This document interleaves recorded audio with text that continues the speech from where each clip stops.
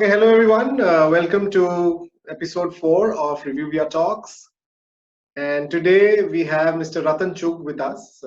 Mr. Chugh, good afternoon. Thanks for being here. Good afternoon, Harijit. Thanks for having me.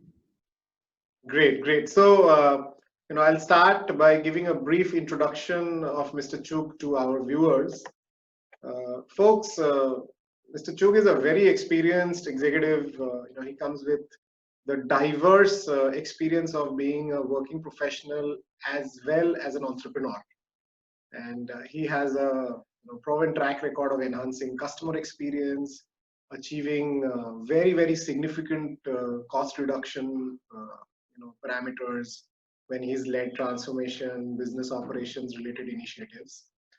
He's done that with use of process improvements as well as very effective use of technology, and he's an extremely versatile leader when it comes to the mix of understanding technology, understanding process, and being equally good at handling people.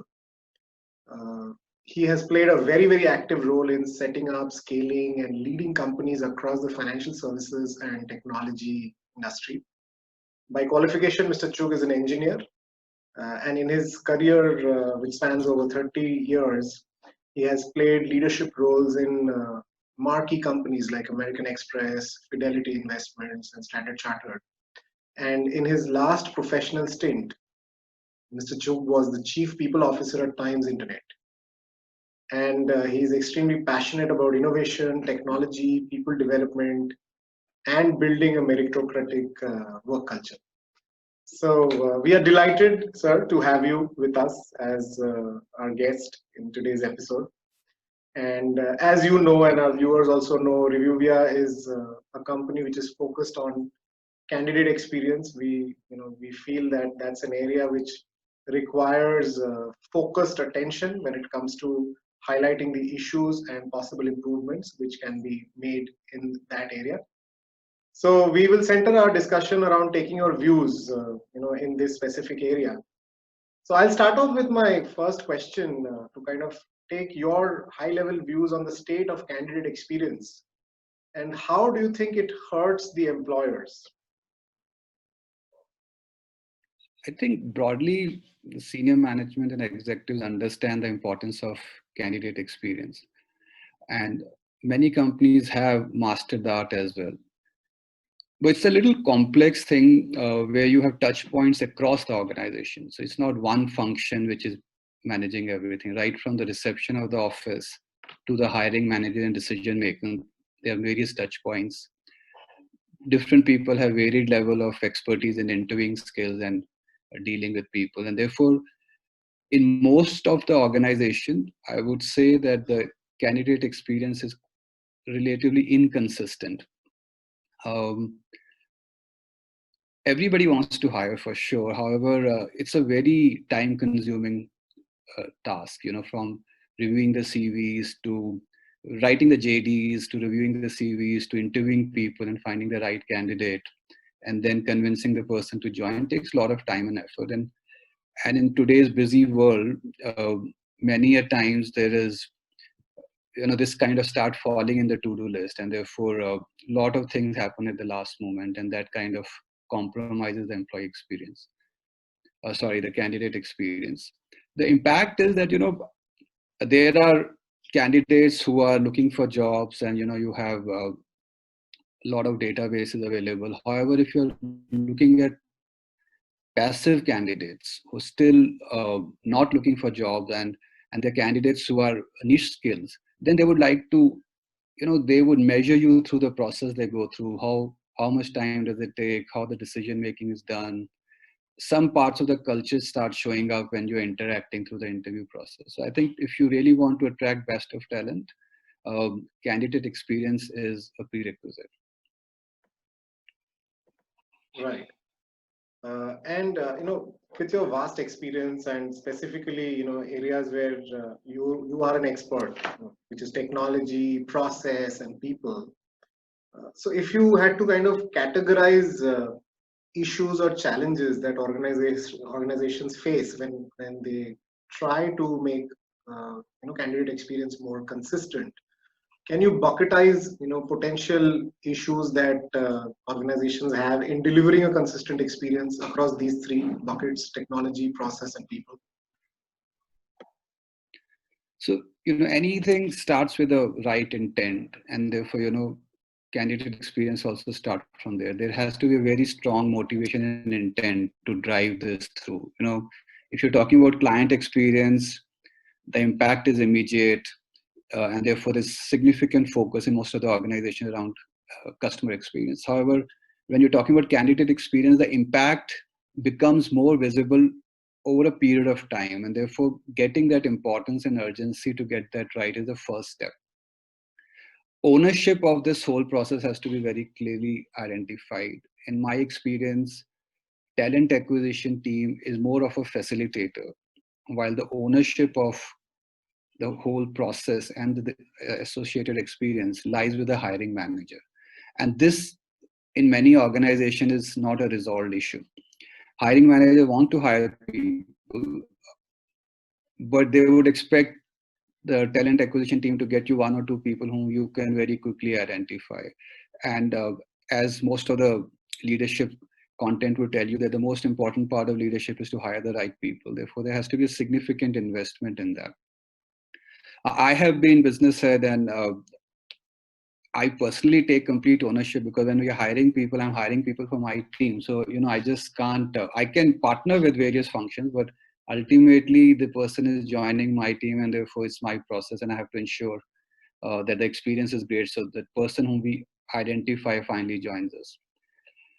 So I think the fundamental thing after intent is the culture. The process and technology comes later, and they are important, but the culture of the organization, is there a culture of respecting people?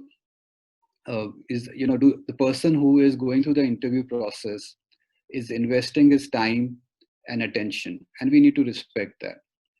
Many times, particularly in Indian context, when we kind of advertise or open a position, a lot of CVs that come in, and that overwhelms the hiring manager, and therefore sometimes we forget that the other person is not a CV but a human being, and therefore we need to treat them like that. In my personal experience, I believe that you should treat a candidate like you'll treat a guest at home. I would personally go and greet the person where he's waiting in the office, walk him to my office, offer him basic, make him comfortable with basic tea, coffee, water, and then have a conversation. And once that is over, I would see them off, or take them to the next meeting that they're having in our office. So, and a lot of insights get when you're doing these informal gestures rather than just in the meeting and the question and answer. We have to have a lot of empathy built into the organization culture, and some level of humility. And that gets communicated very clearly. From, I'm not saying that you have to be soft. You should ask all the tough question that needs to be asked. However, sometimes the interviews become interrogation. So, one has to be very clear about whether you're trying to learn more about the person, or you are actually, you're just questioning too much and listening less.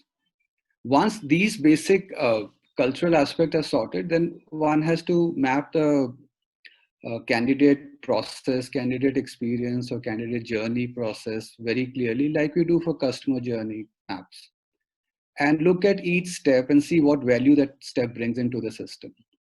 And also look at what's the total time taken while running through the whole process. And what is your SLA, like you'll do it for the business. And lastly, technology is an enabler. Technology can automate all of this. It can, today with the application tracking system being so advanced and integrated with the rest of the organization tools, right from creating CV resource pools to sending meeting invites to seeking feedback, all of that can be done seamlessly by technology. And that the advantage of technology is that once the process is followed, everything can be measured, and you have enough data to see, what is the process experience to the candidate. So I think these are some of the aspects that we need to look at. And as I said, there has to be a strong commitment to take the candidate experience a notch higher. Right, right. So, a leading question that I have is, like you said, with the advent of technology, a lot of things can be measured, especially with the applicant tracking systems. But when it comes to actually measuring candidate experience, we haven't really seen too many organizations doing that even now. So, maybe most of the corporate world was at this stage when it came to employee experience, maybe 2 decades back, where there was hardly any structured measurement happening. So, but now you can't imagine an organization which doesn't do at least 1 or 2 employee experience surveys, right? Which is homegrown, and obviously you have the likes of Glassdoor, which are open source common platforms where people will go and put in their experience. So, where are most of the corporates or startups when it comes to focusing on candidate experience? What is your view, and do you see that changing, let's say, in the next 3 to 5 years? Look, ultimately, it's a question of demand and supply. And India, we generally believe that there's more supply than demand. That has been a historical perspective on recruitment. As I said earlier, you make one open position, you get thousands of CVs, and therefore you are in a different state of mind. But the world is changing. So pre-COVID time, talent wars became very fierce, especially with new tech companies coming up and scaling very quickly. So one has to understand that this is a long-term investment, but it's not hurting people immediately, and therefore, and as I said, it's a very fragmented process. There's so many people involved that where does the ball get dropped is difficult to measure. But I would think, like you said, we started from client experience, then realized employee experience is important, and now we're realizing that even candidate experience goes a long way in brand building. And therefore, it's an early stage. As I said, some companies, especially the international companies who come to India, know what needs to be done. Those processes automatically get translated. A lot of Indian companies have understood that if you really want to attract best of talent, recruitment process is your window to demonstrate your culture and the kind of work we do. And there is a level of awareness, but it is early days. I would think that it would, to reach the employee level stage of focus, it will still take 3 to 5 years. Okay, great. And so you worked in essentially 2 kinds of companies, the likes of American Express and Fidelity, which are more traditional, almost 80, 100-year-old organizations. And in your last stint with Times Internet, which was a fairly new, while Times is an old group, but Times Internet as an organization is fairly new and new age. So did you see any visible difference in the way these 2 kind of organizations approached candidate experience or employer brand building through demonstrating their recruitment process as a culture? So established companies which have been there for more than 100 years, etc., have an advantage that the processes are all sorted out. They have resources that are available, and people have got training has been institutionalized to a very nth level. So everybody would have gone through interview, skill process. The career section of the websites would be all up to date. Resources would be available, and there are people who are having the roles of coordinating this. And it's very well established in terms of roles and responsibilities. New age companies, are growing very fast, and there's tremendous pressure on their time and attention on various aspects, growing the business, and at the same time hiring people to ramp up at the pace that the business is growing, and therefore they are kind of fixing things as they are running. So it's a very high pressure situation for early stage company and with limited resources. The processes are coming to place. They are focused on processes on technology. They are focusing on process of customer service, and recruitment obviously takes a back seat because it takes time. So I think it largely depends on the business leader. I have worked with some business leaders in early stage startup who take recruitment as the most important thing. They're personally involved, and they would personally speak to the candidate through the whole journey. And then on the other spectrum, there are people who expect only to meet the candidate once it's gone through the process, and HR being responsible for the whole thing. So there's a complete spectrum. It's, as I said in the beginning, that once you have the intent and the awareness, then you take complete ownership and you understand what it does. I think it's harder for the new age companies because they're building the business, and they have nothing, they're starting from scratch, unlike large companies who have done that over many, many years. And they also have the advantage of exposure to mature markets, which also give a great insight. Okay, great. So, what would be your, maybe top 2, 3 suggestions to these early stage companies? While like you said, it is harder. They are kind of getting pulled into all directions. They need to scale the business. There are new set of stakeholders, maybe some, new rounds of fundraise, etc. But as you said, hiring the right person for the role is very, very critical, and more so maybe for early stage organizations, because there is hardly any redundancy that you can apply when it comes to resources. So what would be your 2, 3 inputs or sort of low hanging fruits for them to attack when it comes to delivering a consistent candidate experience? Because to be fair, the newer companies don't have such an established employer brand like the older companies. And while it is harder, but I think you would agree that it is more important for them to deliver a fairly consistent, decent experience to one, not have a bad impression, and second, maybe use that as a brand building activity. Yes, I think although there are some things that are limiting for them, but there are other positive things. They're very high energy companies. Their passion is easily visible. So I think they should play on their strength. The founder or the CEO should drive it from the front, and also establish an HR department. Most of the startups or even stage 1 companies have couple of TA people, and that's all they have. So they should set up a head of HR for whatever size they are planning to be in next couple of years. And again, they are there to facilitate, ask them to write the process, implement the process, and review how that process is moving. They should train the critical people who are involved in hiring process through a proper interviewing skill training program.